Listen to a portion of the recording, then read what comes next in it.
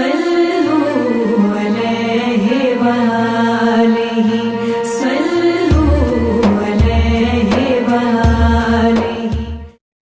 صحیح بخاری حدیث نمبر 46۔ نجد والوں میں سے ایک شخص حضرت صلی اللہ علیہ وآلہ وسلم کے پاس آیا، سر پریشان یعنی بال بکھرے ہوئے تھے۔ ہم اس کی آواز کی بھن بھناٹ سنتے تھے اور ہم سمجھ نہیں پا رہے تھے کہ وہ کیا کہہ رہا ہے، یہاں تک کہ وہ نزدیک آن پہنچا۔ جب معلوم ہوا کہ وہ اسلام کے بارے میں پوچھ رہا ہے، حضرت صلی اللہ علیہ وآلہ وسلم نے فرمایا کہ اسلام دین رات میں 5 نمازیں پڑھنا ہے۔ اس نے کہا بس اس کے سوا تو اور کوئی نماز مجھ پر نہیں۔ آپ نے فرمایا نہیں، مگر تو نفل پڑھے تو اور بات ہے۔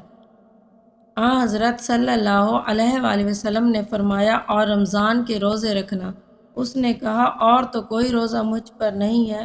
آپ صلی اللہ علیہ وآلہ وسلم نے فرمایا نہیں، مگر تو نفل روزے رکھے تو اور بات ہے۔ طلحہ نے کہا اور حضرت صلی اللہ علیہ وآلہ وسلم نے اس سے زکوٰۃ کا بیان کیا۔ وہ کہنے لگا کہ بس اور کوئی صدقہ مجھ پر نہیں ہے۔ آپ صلی اللہ علیہ وآلہ وسلم نے فرمایا نہیں، مگر یہ کہ تو نفل صدقہ دے تو اور بات ہے۔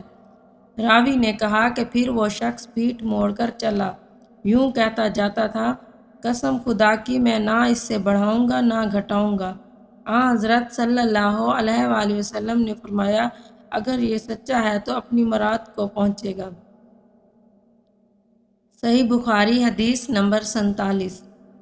حضرت صلی اللہ علیہ وآلہ وسلم نے فرمایا جو کوئی ایمان رکھ کر اور ثواب کی نیت سے کسی مسلمان کے جنازے کے ساتھ جائے اور نماز اور دفن سے فراغت ہونے تک اس کے ساتھ رہے تو وہ 2 قرات ثواب لے کر لوٹے گا۔ ہر قرات اتنا بڑا ہوگا جیسے احد کا پہاڑ، اور جو شخص جنازے پر نماز پڑھ کر دفن سے پہلے لوٹ جائے تو وہ 1 قرات ثواب لے کر لوٹے گا۔ صحیح بخاری حدیث نمبر 48۔ حضرت صلی اللہ علیہ وآلہ وسلم نے فرمایا کہ مسلمان کو گالی دینے سے آدمی فاسق ہو جاتا ہے اور مسلمان سے لڑنا کفر ہے۔ صحیح بخاری حدیث نمبر 49۔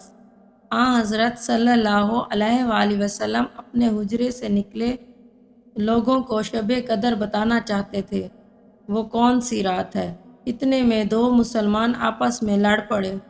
آپ صلی اللہ علیہ وآلہ وسلم نے فرمایا میں تو اس لیے باہر نکلا تھا کہ تم کو شب قدر بتلاؤں، اور فلاں فلاں آدمی لڑ پڑے تو وہ میرے دل سے اٹھا لی گئی، اور شاید اسی میں کچھ تمہاری بہتری ہے، تو اب ایسا کرو کہ شب قدر کو رمضان کے 27ویں، 29ویں اور 25ویں رات میں ڈھونڈو۔ صحیح بخاری حدیث نمبر 50۔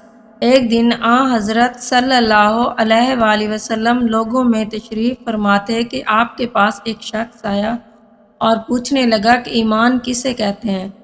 آپ صلی اللہ علیہ وآلہ وسلم نے فرمایا کہ ایمان یہ ہے کہ تم اللہ پاک کے وجود اور اس کی وحدانیت پر ایمان لاؤ، اور اس کے فرشتوں کے وجود پر، اور اس اللہ کی ملاقات کے برحق ہونے پر، اور اس کے رسولوں کو برحق ہونے پر، اور مرنے کے بعد دوبارہ اٹھنے پر ایمان لاؤ۔ پھر اس نے پوچھا کہ اسلام کیا ہے؟ آپ صلی اللہ علیہ وآلہ وسلم نے پھر جواب دیا کہ اسلام یہ ہے کہ تم خالص اللہ کی عبادت کرو اور اس کے ساتھ کسی کو شریک نہ بناؤ، اور نماز قائم کرو، اور زکوٰۃ فرض ادا کرو، اور رمضان کے روزے رکھو۔ پھر اس نے احسان کے متعلق پوچھا۔ آپ صلی اللہ علیہ وآلہ وسلم نے فرمایا احسان یہ ہے کہ تم اللہ کی عبادت اس طرح کرو گویا تم اسے دیکھ رہے ہو۔ اگر یہ درجہ نہ حاصل ہو تو پھر یہ تو سمجھو کہ وہ تم کو دیکھ رہا ہے۔ پھر اس نے پوچھا کہ قیامت کب آئے گی؟